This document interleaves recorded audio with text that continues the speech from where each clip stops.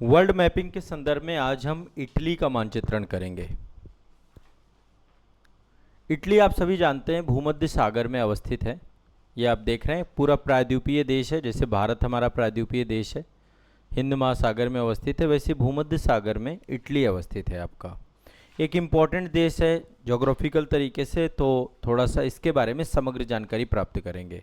तो यदि लोकेशन की बात करें यूरोप में, तो दक्षिण मध्य यूरोप में अवस्थित है आपका ये।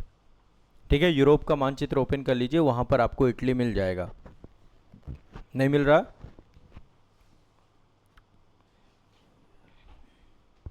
मिल गया? हाँ, यूरोप का मानचित्र ओपन करेंगे तो मिल जाएगा। अब देखिए तीन चार चीज़ें हैं। जब भी हम किसी एक कंट्री का मानचित्रण कर रहे हैं तो सबसे पहले देखते हैं कौन कौन से कंट्री के साथ सीमा साझा कर रहा है।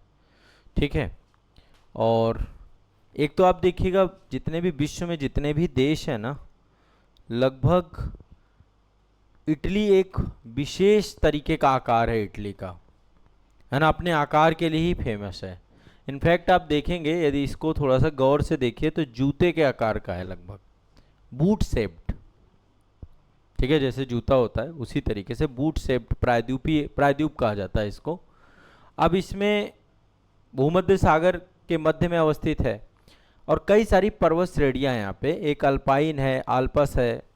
ठीक है, एपीनाइन पर्वत यहाँ पाया जाता है। डायरेक्टली क्वेश्चन पूछे जाते हैं, एपीनाइन पर्वत किन किन कंट्री के बीच में सीमा साझा करता है या किस कंट्री में पाया जाता है, आल्पस कहाँ पाया जाता है। ये सारी चीज़ें आपके आज के सेशन को देखने बाद क्लियर हो जाएगा। पहले लैंड बॉर्डर की बात करते हैं। ठीक है, लैंड बॉर्डर में ऊपर देखेंगे, यहाँ पर आप आ जाइए, किसके किसके साथ जो है ये लैंड बॉर्डर साझा करता है। तो यहाँ पर देखिए सार्डिनिया स्टेट है। सार्डिनिया भी इसी का हिस्सा है। इटली का एकीकरण हुआ था 1870 में। ठीक है, यहाँ पर देखिए फ्रांस के साथ बॉर्डर साझा कर रहा है। पश्चिम में फ्रांस है, उत्तर में देखिए स्विट्जरलैंड है। ये है स्विट्जरलैंड।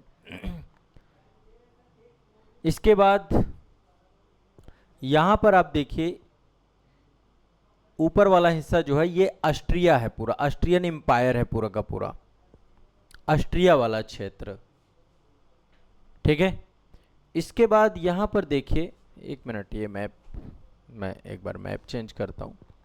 हाँ,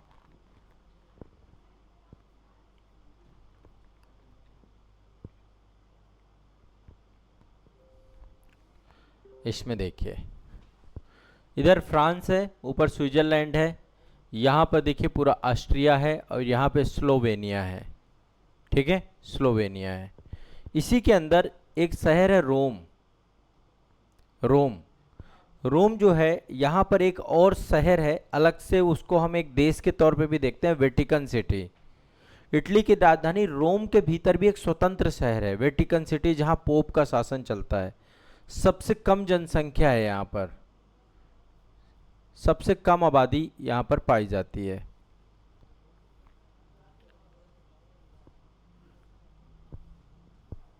ये है आपका रोम। ठीक है, रोम वाला शहर। तो टोटल इसमें, और एक तरीके से एक स्वतंत्र देश और है इसमें जो पूरी तरीके से इटली से घिरा हुआ है, जिसको हम बोलते हैं सैन मरीनो। यहाँ पर देखिए एक देश है, यहाँ पर ये सैन मरीनो, ये भी एक कंट्री है, इटली के अंदर ही है, ये भी स्वतंत्र देश है, सैन मरीनो। तो वेटिकन सिटी एक स्वतंत्र देश है, इटली के अंदर है। सैन मरीनो भी इटली के अंतर्गत है। ये आपको दिमाग में बैठाना है।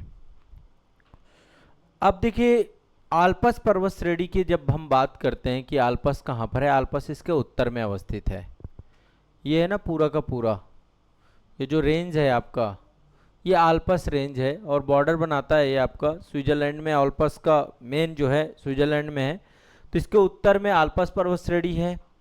इसके बीचों बीच में आप देखेंगे तो यहाँ पर एक है एपीनाइन पर्वत। ये है एपीनाइन, एपीनाइन पर्वत।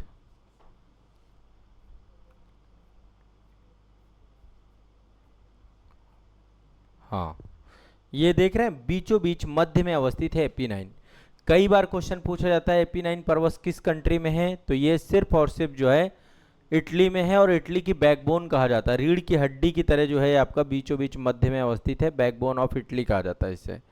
यहाँ पे कई सारी नदियाँ, जैसे यहाँ पे एक नदी है पो नदी। पो नदी इटली की सबसे लंबी नदी है।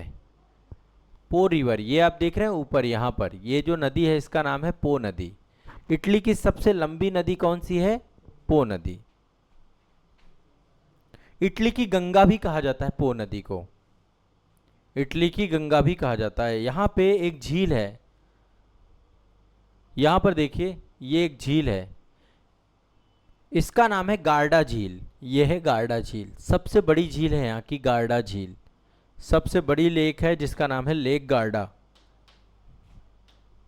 पो नदी से भी क्वेश्चन पूछता है कई बार, ये वाला एरिया देख रहे हैं, ये आपका लेक गार्डा है। एपिनाइन पर्वत बिल्कुल बीचों बीच अवस्थित है। इसमें कई सारे द्वीप हैं, लगभग टोटल 800 के आसपास द्वीप हैं, छोटे बड़े द्वीप को लेकर के देखें। दो बड़े द्वीप आपके, एक तो सिसिली है, दूसरा सार्डिनिया है, दो बड़े द्वीप हैं। भूमध्य सागर पे आप जाएंगे तो एक द्वीप यहाँ पे देख रहे हैं सार्डिनिया द्वीप है, यहाँ पर ये देखिए, ठीक है, और एक द्वीप यहाँ पर है सिसिली द्वीप, दो द्वीप है, ये भी इटली का ही हिस्सा है, सार्डिनिया और सिसिली। सार्डिनिया और सिसिली। अब यहां पर सिसिली पर ही है माउंट एटना, सिसिली पर ही है आपका माउंट एटना। माउंट एटना आपका सक्रिय ज्वालामुखी है। क्या है आपका ये? सक्रिय ज्वालामुखी, सक्रिय ज्वालामुखी। इटली जो है आप देखिए चारों तरफ से यहां पर सागर है, सागर से आपका यहां पे देखिए इस तरफ है एड्रियाटिक सी, ये क्या है? एड्रियाटिक सी, ठीक है।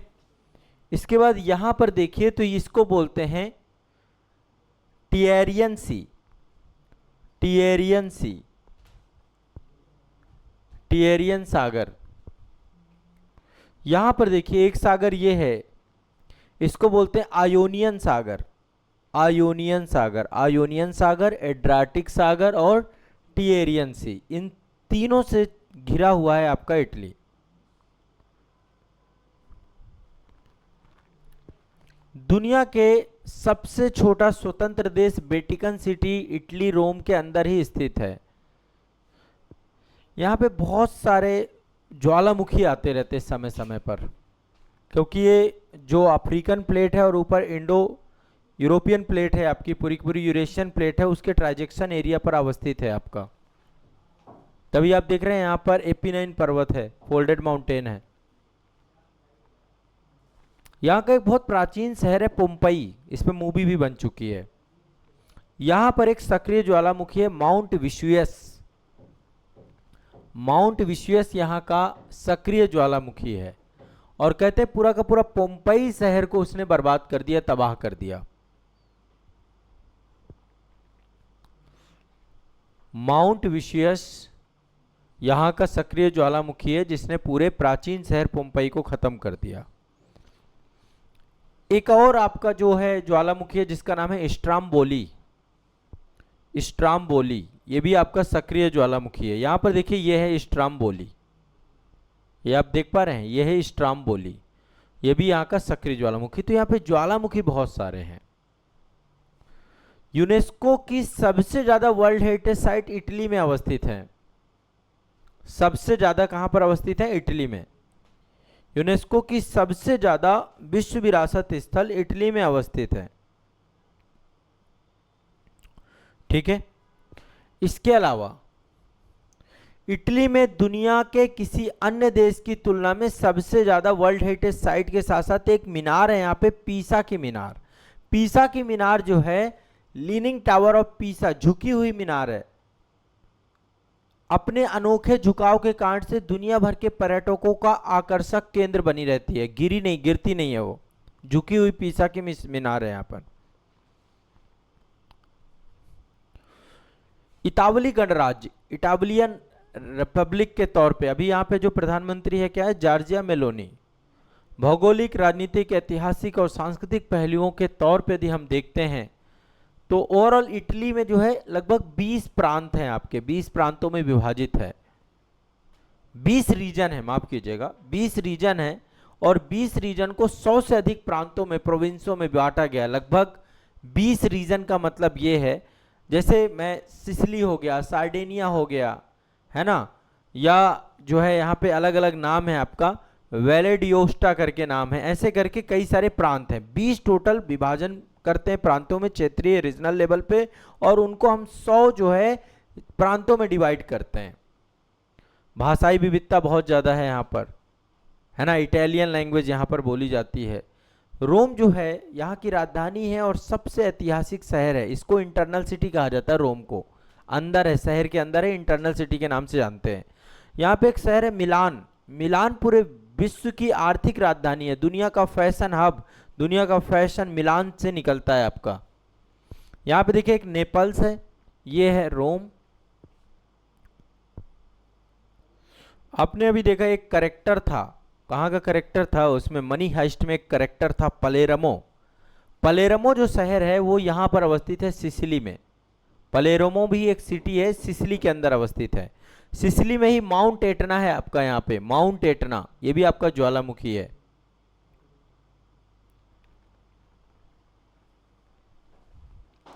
वेनिस के बारे में आपने सुना होगा, वेनिस सिटी, ये भी आपका इटली में ही अवस्थित है, वेनिस भी। ये देखिए मिलान शहर, यहाँ पे ऊपर देखिए बिना, ये मिलान है और ये वेनिस है, ये मिलान है और ये वेनिस सिटी है। पानी पर तैरता हुआ शहर है, नहरों का शहर है, अद्भुत वास्तुकला के लिए फेमस है आपका ये पूरा शहर, मतलब रिवर साइड्स पे डेवलप है आपका। पानी पर तैरता हुआ, नहरों का बसा हुआ शहर वेनिस सिटी। आप कभी दिल्ली आएंगे, वहाँ ग्रेटर नोएडा में एक वेनिस मॉल है, उस मॉल को इस तरीके से बनाया गया है कि उसमें अंदर जाएंगे आप, बढ़िया नाव से घूमिए, पूरा पानी पानी पानी जलमय कर दिया गया है वेनिस सिटी के तर्ज पे। यहाँ पे देखिए गल्फ ऑफ वेनिस है, ये गल्फ ऑफ वेनिस एड्रियाटिक सी है, ये gulf of Venice Venice city के तौर पे ही है।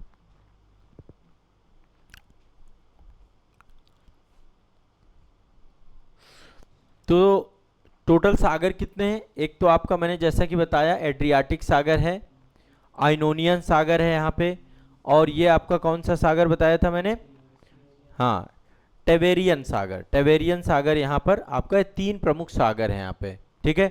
पर्वत चोटियाँ मैंने आपको बताया था, यहाँ पे एक तो आल्पस पर्वत है आपका, और दूसरा आपका यहाँ पे एपिनाइन पर्वत है। आल्पस पर्वत श्रृंखला में जो माउंट ब्लैंक है वो यहीं पर अवस्थित है।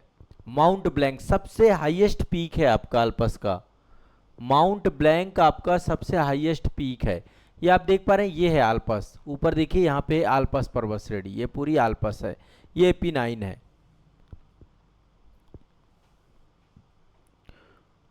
पो नदी पूरा एक, पो नदी की घाटी वाला क्षेत्र है। यहाँ पे देखिए पो रिवर है, यहाँ पे मैदानी क्षेत्र है पूरा का पूरा, ये मैदानी क्षेत्र है। इटली का सबसे उपजाऊ मैदान, सबसे बड़ा मैदानी इलाका, जहाँ पे एग्रीकल्चर भी होता है, जहाँ पे औद्योगिक गतिविधियां भी होती है, पो नदी घाटी है, ठीक है।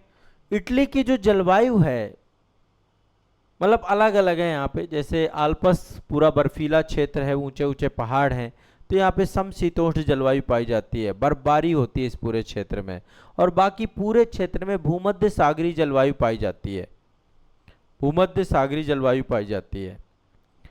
रोमन सभ्यता के बारे में आपने सुना होगा, पढ़ा होगा, इटली में रोमन सभ्यता का पालना कहा जाता है, प्राचीन सभ्यता यहाँ पे पली है, रोमन सभ्यता का पालना कहा जाता है इटली को। 3री शताब्दी तक रोम ने पूरे इटली प्रायद्वीप को एकीकृत करके एक विशाल साम्राज्य बना दिया था। सदियों तक यूरोप, उत्तरी अफ्रीका और मध्य पूर्व राज्य पर इन्होंने राज किया। जब हम रेनांसा की बात करते हैं, पुनर्जागरण की बात करते हैं, 14वीं से 17वीं शताब्दी के बीच इटली का फ्लोरेंस शहर यूरोपीय पुनर्जागरण का केंद्र बन गया। लियोनार्डो दा विंसी का नाम आपने सुना होगा, ये वो व्यक्ति है जिसने सबसे शानदार पेंटिंग बनाई है, जिसका नाम है मोनालिसा। मोनालिसा की पेंटिंग जो है ना, और कई सारे ऐसे कलाकार, Michael Angelo, Leonardo da Vinci, ये सब महान कलाकारों को जन्म पुनर्जागरण के टाइम पे मिला, और वो पुनर्जागरण इटली से हुआ। जैसा कि मैंने आपको बताया 1870 में इटली का एकीकरण हुआ था। एक पर्सन था जिसका नाम था काउंट कैबूर। कभी आप वर्ल्ड जब हिस्ट्री पढ़ेंगे तो वहां पर ये सारी चीजें मिलेंगी। 3 पर्सन थे, ग्यूसेप मेजनी, काउंट कैबूर और ग्यूसेप गैरिबाल्डी।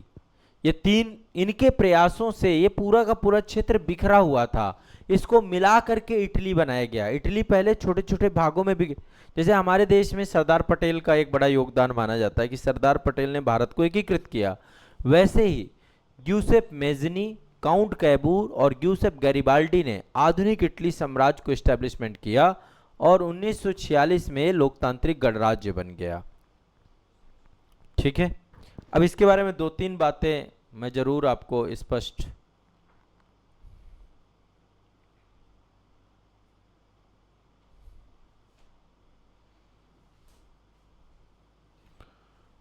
अब यहाँ पे क्या है कि आप लोगों ने देखा होगा यहाँ से काफ़ी सारी चीज़ें मतलब इस शहर से निकली हैं। जैसे आप पिज़्ज़ा संस्कृति देखते हैं ना, पिज़्ज़ा यहीं की देन है, इटली से ही पिज़्ज़ा एक खाद्य संस्कृति के तौर पे है। शराब उत्पादक देश है आपका, पास्ता पास्ता पिज़्ज़ा ये फास्ट फूड आपका यहीं से निकल के आया है। अभी भी यहाँ पे पास्ता कल्चर बहुत है, लोग सुबह मॉर्निंग यहाँ पास्ता ही खाते हैं। इटली में बोलोनिया विश्वविद्यालय, यहाँ पे बोलोनिया जो है यूनिवर्सिटी है, दुनिया के बहुत शानदार विश्वविद्यालयों में से एक है, तो बड़ी संख्या में बच्चे यहाँ पढ़ने जाते हैं।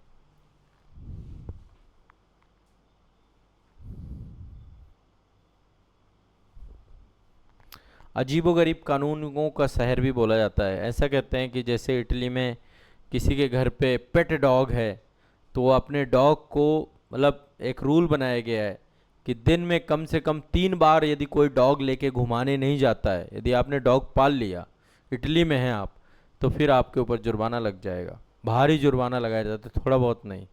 अजीबोगरीब, वहाँ पे ट्यूरिन शहर है, ट्यूरिन में इस तरीके की व्यवस्था की गई।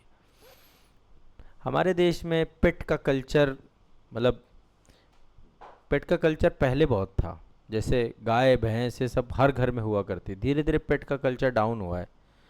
अब लोग कुत्ते में शिफ्ट हो रहे हैं, घर की रखवाली के लिए, रक्षा के लिए। कुत्ता आपका एक वफादार जीव के तौर पे होता है।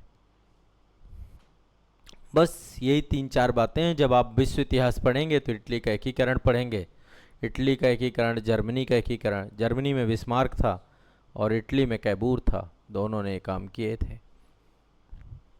इतना कुछ समझ में आया? काफ़ी चीज़ें मैंने एक ग्लिम्स दिया आपको, जनरली कुछ शहरों के नाम बताया। अब इसमें देखो पूछा जाने वाला क्या है, आपसे पूछा जाने वाला एक तो पो रिवर से क्वेश्चन आता है, मैच द फॉलोइंग।